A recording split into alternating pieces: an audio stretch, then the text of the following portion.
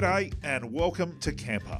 One of the truly great things about a road trip with time up your sleeve is the opportunity to sniff out something new or different that may have popped up since your last journey, and that's exactly what's happening today.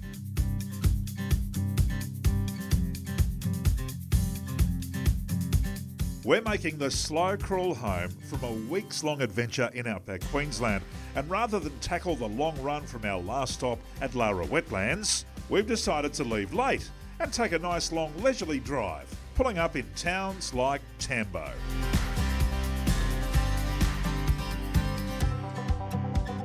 Before rolling into Morven in the late afternoon, to arrive at a place that not too many people would know about. And I say that because in all of my years driving out this way, Morven has only ever been a town that I might at the very most fuel up in. And that's the way it is for these satellite towns that are 100 k's or so from a main hub, which in this case would be Charleville. They get overlooked for the bright lights up the road. Morven was originally put on the map for this very reason, as a place that weary travellers could rest.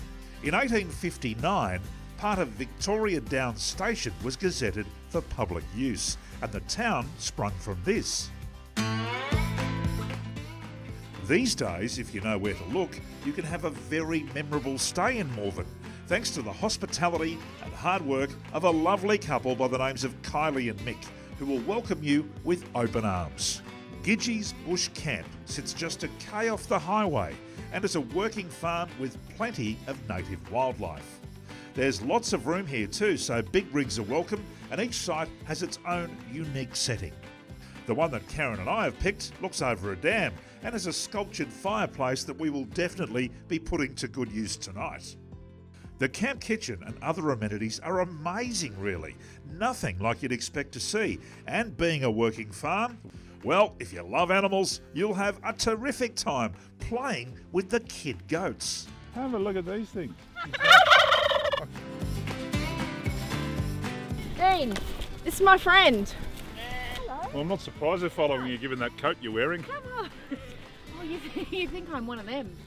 This is definitely the sort of farm state property that most people are looking for when they go west.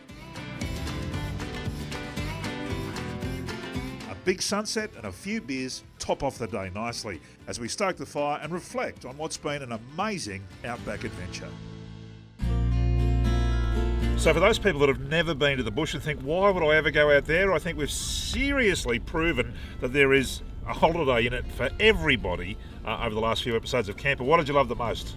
Oh gosh, hard to pick. I loved taking the Jayco off-road and sitting around the campfire, that kind of real bush camping. But then I've loved the 5-star luxury of the Mitchell Grass Camp Safari Retreat. And then the technology of Qantas, the new Illuminate show, but then the quiet peacefulness of the Thompson River Cruise with Smithy and the Outback Aussie Tours guide. We've had so much fun along the way. It really is a fantastic holiday. No matter what you're after, you'll find a little touch of something great in the outback. Thanks to Brisbane Camperland and Jayco, and of course Motorama, who get us around, and the Outback Tourism Authority as well, who opened a few doors for us this week and introduced us to a few old mates.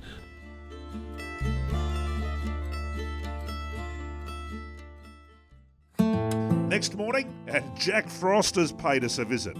This is about as cold as Queensland ever gets, but that's okay. It makes for a pretty nice change, and the fire is keeping us very toasty. It's about this time of day when the cravings come for a good cup of coffee, and thankfully I know a great place just nearby.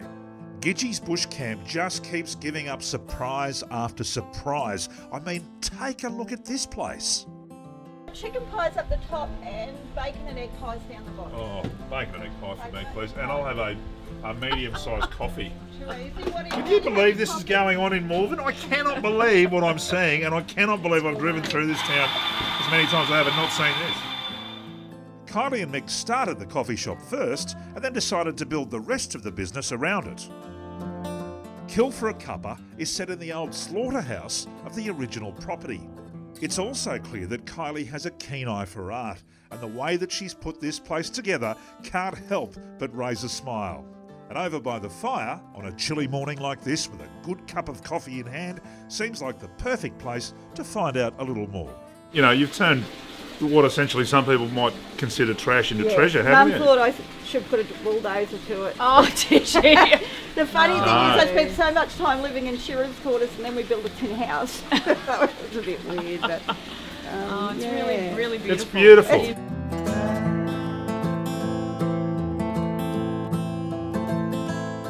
It's almost time to say goodbye, but Karen couldn't resist another visit to the Billy Goat Kid Nursery.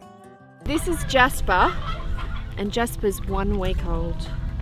Hello, Jasper. I think Jasper's about to go on a road trip to Brisbane. Do you want to come and live with me, Jasper? Janelle and Juliet. Oh. And how long do you reckon she'd last looking after this? Oh my God, you won't even make it to Brisbane. She'll look around about Mangala.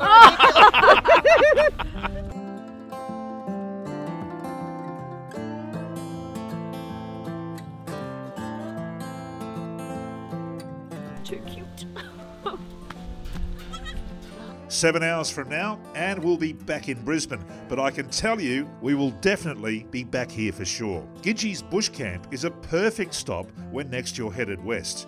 Check their opening times, which is the touring season from April to September. The Outback Queensland website is full of information on where to go and what to do if you're out this way. And our good mates from Brisbane Camperland are the people to see for the latest offerings from the Jayco range. See you next time.